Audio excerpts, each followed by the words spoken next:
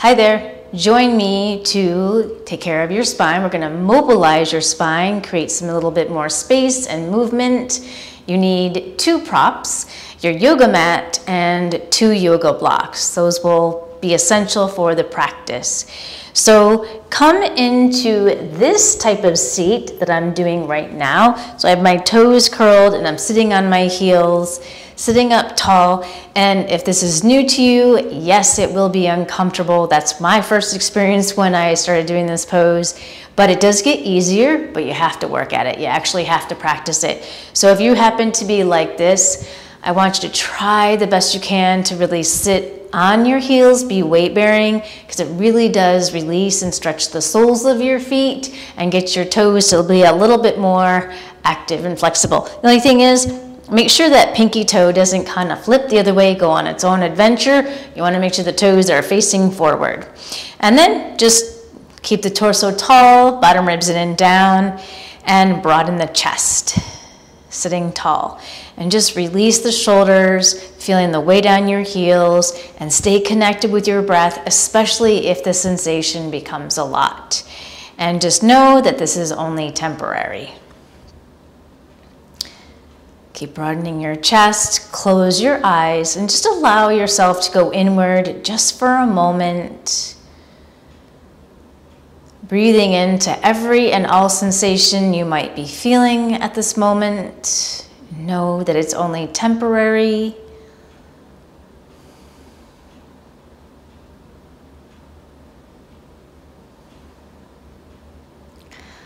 And very slowly float open the eyes. Shift forward, place your palms down. Try not to rush into the release. Circle out the ankles. You can wiggle the toes and feel so good that we're through that. And now make your way into quadruped. Curl the toes and lift the heart. Look up. Release the toes. Exhale, round, empty out the breath, and really press the tops of the feet. So I really want you to get the full expression of cat and cow. And we actually do the opposite. So curl the toes and pull your chest forward. Pull the palms toward your knees into cow. Inhale. Feel that stretch in your abdominals. Now release the toes and push. Straight arms, spread the fingers round into that cat pose. And one more time. Curl the toes, lift the heart and the chest. Look up. Exhale, round, empty out the breath. Let go of your head. And now come to a neutral spine. I want you to think about the side body. We're going to get a really nice, lovely stretch there. And we're going to do this a little bit differently. So take your left palm forward about a palm's distance and start to pull the left hip back toward the right. Start to pull your left shoulder forward and then draw the right shoulder down and back. So your right hip and right shoulder are close to each other. And I'll turn to face you for a moment so you can see what we're actually doing. So you're lengthening the left side body and shortening the right side body, but I'm not turning over to the right. I'm just shortening the right side, so really getting those obliques to engage, but lengthening the left side. So I just want you to really think about that and pay attention to that so you get a really good stretch on the left while working the right. And stay with your breath, so breathing into the ribs, the side waist. Try and keep the arms straight, and your neck is neutral. And slowly release back to center. Adjust, and I'm going to adjust as for turning. Okay, now right palm forward, one palm's distance. Start to pull the right hip over to the left, and then pull the right shoulder forward, and now depress your left shoulder, your left scapula, and you're shortening the left side. So now left shoulder and left hip are closer together. Breathe into the right side. Well, breathe into everything, but I want you to feel the stretch on the right. And just notice if the breath feels different from one side to the other. Is it sharp? Is it shallow? Is it full? Is it abundant? And they're just observations. Okay, and now release back to center. And just start to roll out the shoulders and the head. in all kinds of directions, and then reverse, straight arms, just mobilizing the spine. Okay, walk your knees further back because you're going to want space to go forward. And first, come onto your heels and shake out your wrists because we are going to be kind of heavy on our palms. So you've probably done this in different ways before. So we're going to play with an upward facing dog variation. And I just want you to think you're going to be in a strong back bend and just think broadening the chest and playing with that back bend. And you're going to really try and get your hips close to your palms. So shake out the wrists. Now we're starting in quadruped. You can bring your palms a little bit forward, but I recommend trying not to. Okay, so curl the toes, keep the flat back, hover the knees, and now start to shift forward, pull the hips toward the palms, straighten the legs, but keep the hips low and broaden the chest. And then shift back, good. And again, hover the knees, shift forward, straighten the knees, broaden the chest, stay low with the hips, hover back, and last one, shift forward, stay low, broaden the chest, see if you can straighten the knees, hover back, and lower down, and just come into a cat. Walk your palms back. Actually, even walk your palms in a little bit.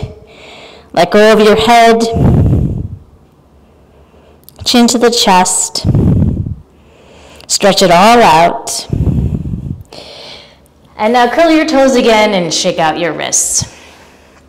Okay, so that can be very intense, but you have the capability to do it. Just take your time and play with it. And the purpose of this class is to really try not to let the mind get in the way, try not to think about it too much, see what your body is capable of doing. It really could surprise you. Okay, make your way into downward facing dog and just pivot the hips and the feet side to side, spreading the fingers, straight arms.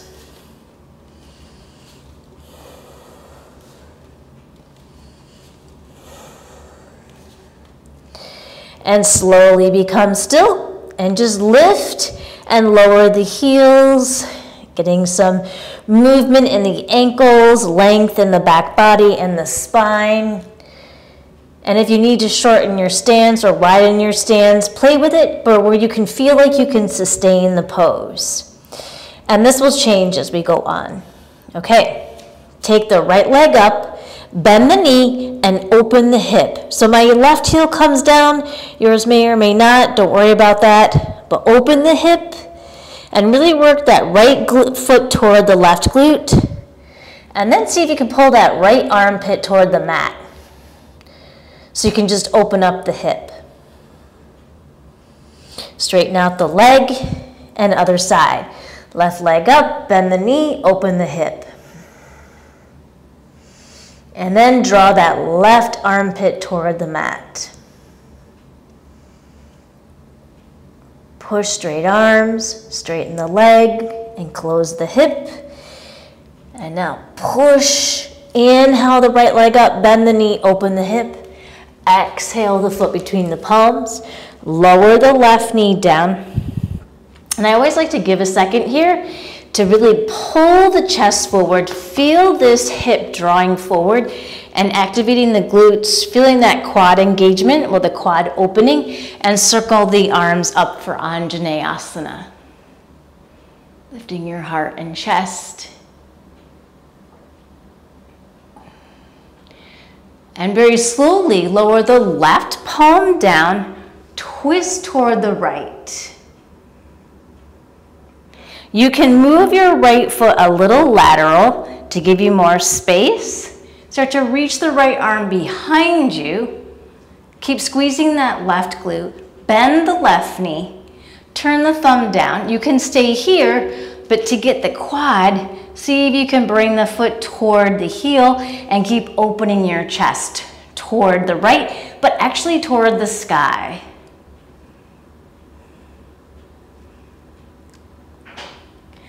And slowly unwind. Frame the front foot, lift the knee, and sweep the right leg up and back into downward dog split. And release, reset. Inhale the left leg up, bend the knee, open the hip, and exhale the foot between the palms. Lower the right knee down, sink forward. Use your fingertips, you can use blocks. We're only here for a second, pulling, and then circle the arms up.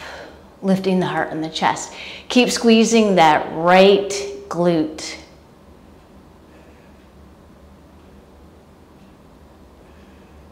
Slowly release the right palm down. Twist left arm to the sky.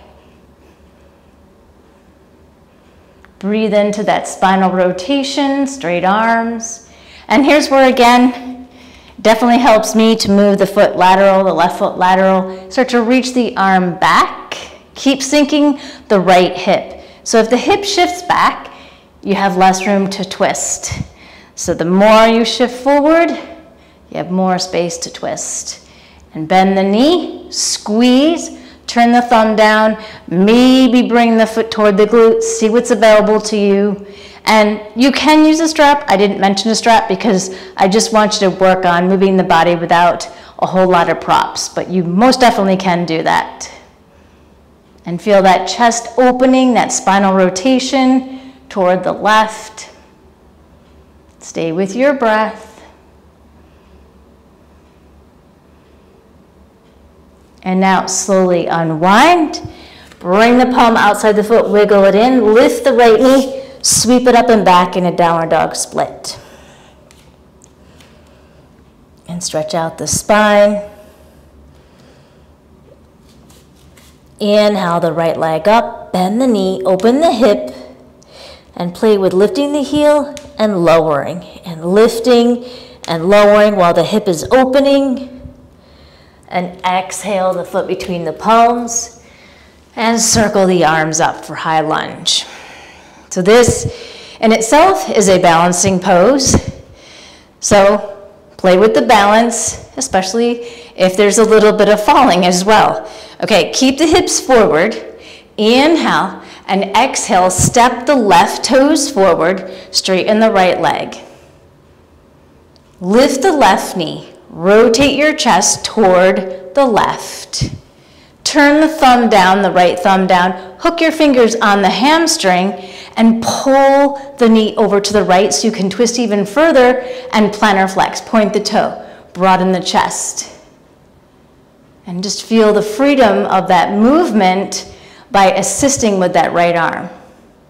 Stay there, open the arm, pivot back to center, and step back, high lunge. Frame the front foot, sweep the right leg up and back. Downward dog split. And left side, left leg up, bend the knee, open the hip. Exhale the foot between the palms. Circle the arms up. And take your time to settle in. I really want you to get the full benefit of the balance and the twist. Okay, hips stay forward, and slowly step your right toes forward. Stand tall. Slowly draw the knee to the chest.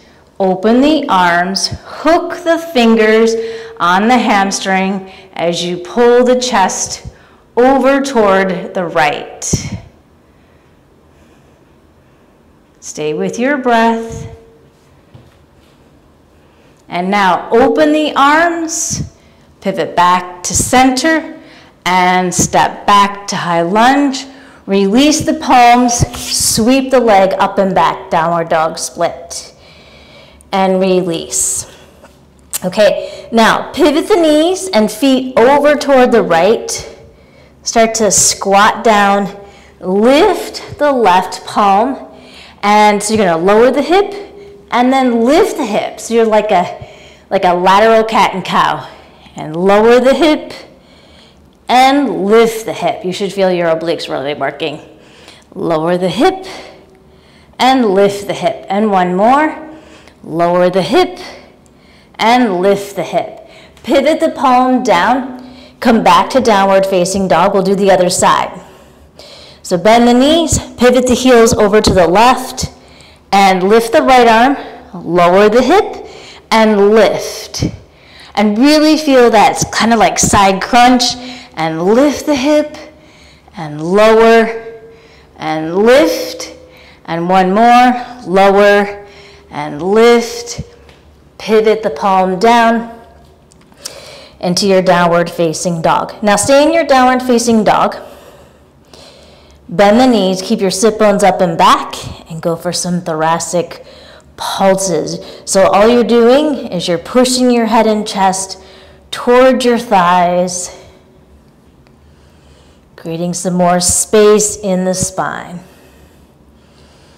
And now keep still, bend the knees, hop to the middle of the mat, turn toward the side, and hop wide, coming into a flat back. And I want you to think about that energy of squeezing the feet and the legs toward each other. Bring your palms to your hips and draw yourself all the way up to stand. Okay, so we're gonna actually move the blocks from side to side. So we'll start over to the left into Warrior Two. And I recommend going slow and playing with it because there's a lot of balance. So sinking low, lifting your heart and chest, and very slowly pivoting the right knee down, right arm up into like a lunge variation. And slowly lowering the right palm down, left arm up into a twist. Stay here. Look down and slowly start to hop the right foot forward. Grab the outside block. Lift the leg, and this is where you can move the block a little bit and start to open your chest toward the right. Can you straighten both legs into Parivrtta Ardha Chandrasana? So really work that right glute. And from here, right palm down, grab the other block. I recommend moving that other block out of the way, palm on the hip. Start to stack the hips, and then right arm to the sky into half moon, Ardha Chandrasana. Slowly bend the knee, step back, flip the palm, peaceful warrior. Stay here, straighten the leg and take the hip with you. Pull your left hip toward the left armpit. And open up Warrior Two. Now release, grab your blocks, and just move them over to the other side. And see how I use both of them? You can do that or not, just so you can continue with the flow with this little interruption. Okay, open up to Warrior Two. Keep that side position with the hips and the torso. Make sure the knee doesn't fall in. And very slowly, pivot the left knee down, left arm up, lift your heart and chest, squeeze that left glute. Left palm down, right arm up, lift the knee, twist. I think I just got a nice crack. Okay, now look down and slowly start to hop the foot in, grab the block. You can place the palm on the hip too, if this side is a little bit more challenging to twist. Try and keep that leg straight and keep rotating your chest toward the side, the opposite of your standing leg. And you really got to squeeze that back glute, your left glute, to lift the leg. Now, right palm down. I recommend moving that other block, placing the palm on the hip, stacking the hips and the shoulders, left arm to the sky, and see how much you can stack the hips and the shoulders. And so I'm looking down for balance, especially while I'm talking. Okay, now very slowly step back, flip the palm, peaceful warrior. Stay here and straighten the leg. Take the hip with you, and really breathe into that stretch and the ribs and the side waist, and open up, warrior two. Okay, really quick, just grab the blocks and move them to the front and make your way back to downward facing dog. And again, pivot your hips and feet side to side.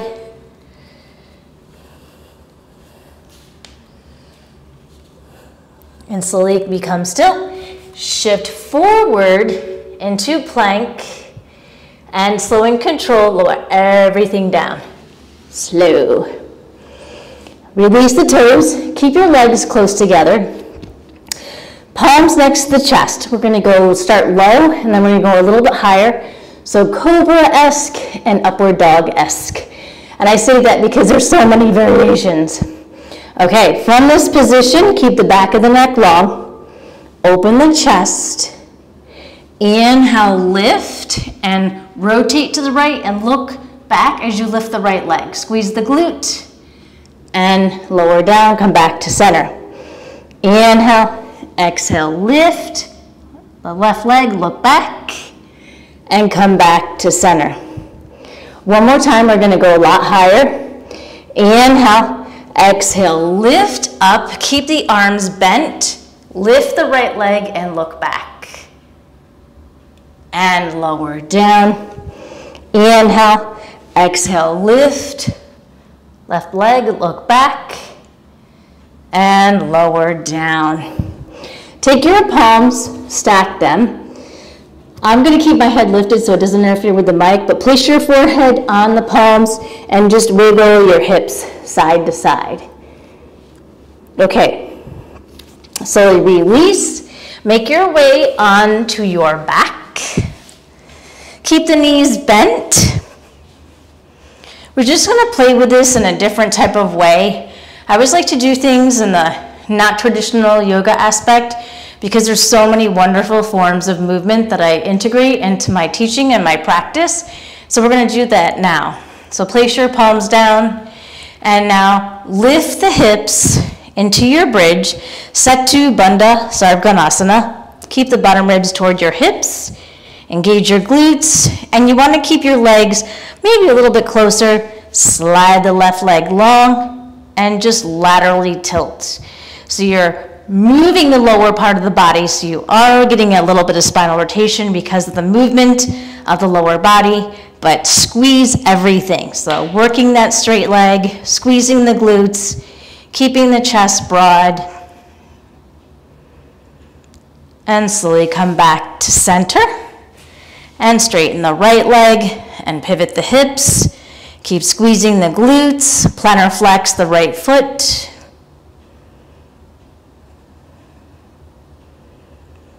And slowly come back to center. Now think lowering each vertebrae down one at a time. Lengthening, lengthening the lower back, lengthening the spine, and then release. Now you can bring your arms into goalpost variation. Bring your feet and knees wide, and you can stay in goalpost, and just hammock the legs side to side. So you're moving the thigh bone in the hip socket, which just helps open up the pelvis and the lower back.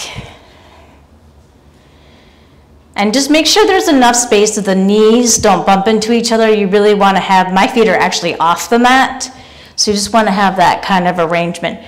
Okay, now slowly come back to center. We're going to get, the last part, we're going to get into the neck and the upper back.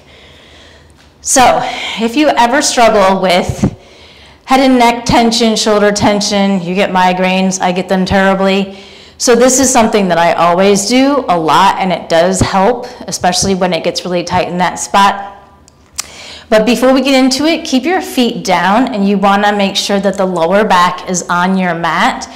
So think about it like pressing the lower back in a posterior pelvic tilt versus an anterior pelvic tilt where I can get my hand underneath, okay? So you just want to have the lower back on the mat. So we're going to focus on the neck and the upper traps and the shoulders. So interlace the fingers, and when you do that, I want you to think about keeping the fingers really tight because we're going to use them in another way in a moment. So lift your head. And I'm going to tell you this first because I think it'll interfere with the mic.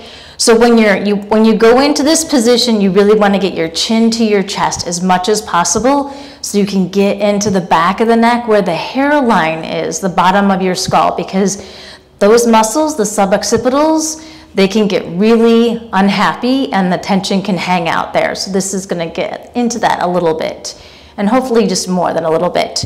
It depends on how much the chin goes to the chest. So you really want to tuck your chin. Okay, so elbows wide. Press the lower back. Inhale. Exhale. Start to lift the head. Bring your right elbow toward the left, chin to the chest, and kind of lean over to the left, elbows toward each other. Okay, so I'm going to just tell you here, chin to the chest, and keep pulling the head down, but pushing the back of the head into the palms.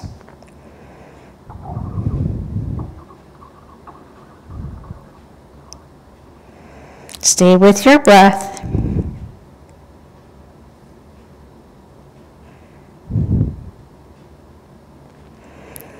And slowly lower down, open the arms, and now we'll go over toward the right. So same thing, keep the lower back onto the mat. The exhale is very important, so inhale. Exhale, lift the head. Elbows toward each other, so left elbow over to the right, so you're leaning over to the right, and chin to the chest.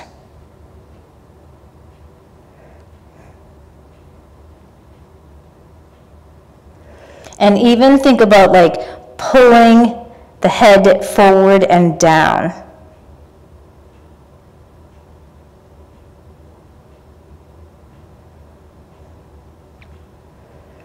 Slowly lowering down and opening the arms. Now the last part of this, when your fingers are interlaced, the pinky side is going to be right on that hairline, and we're going to like kind of track the neck. I want you to think about lengthening the neck, and this feels really good. So we're going to lift the head and lower the head so you get that traction. And then the heel of the palm will be around the back sides of the neck, and you'll feel that compression. It feels good for me, and hopefully it'll feel good for you. You can control how much pressure or how much squeezing. Okay, so now lift the head. This is the last part. Interlace the fingers. Now remember, the pinky side is at the bottom of your skull, right where the hairline is or would be. Okay, so you're gonna press up into it and then squeeze and start to pull the head up and away from your chest as you lower the head down. And you want to even think about trying to get the pinky fingers like underneath the skull, so we'll do that 2 more times. So lift the head and then kind of dig under and then pull as you draw, and turn your chin up a little bit. And keep tracking the neck. And you can control, like I said, you can control how much squeezing you want. Last one, and definitely make sure you're breathing. So again, try and curl those or dig those pinky fingers that are interlaced into the bottom of the skull, and then squeeze, pull, so the elbows are getting closer together, lower the head down, and just keep that traction. And then from here, hold on and just slowly start to slide the fingers off the head and release the arms down. And bring the feet wide, knees together, and adjust your head and your shoulders. And this just brings the lower back into its natural position because you were in a posterior pelvic tilt a moment ago. So just let the lower back release. And close your eyes and just settle in for a moment.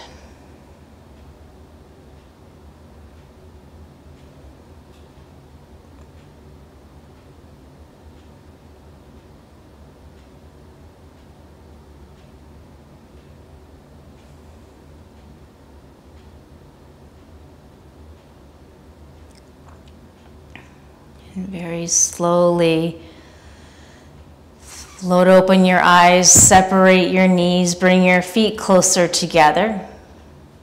And gently roll to one side and come all the way up into a cross-legged seat. I hope you got a good release in the neck. Like I said, I do that for myself a lot.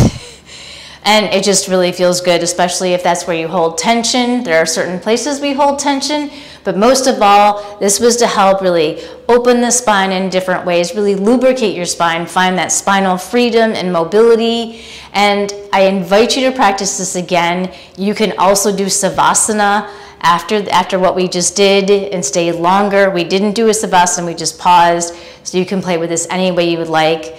I hope you felt good moving your body in different ways and then traditional ways.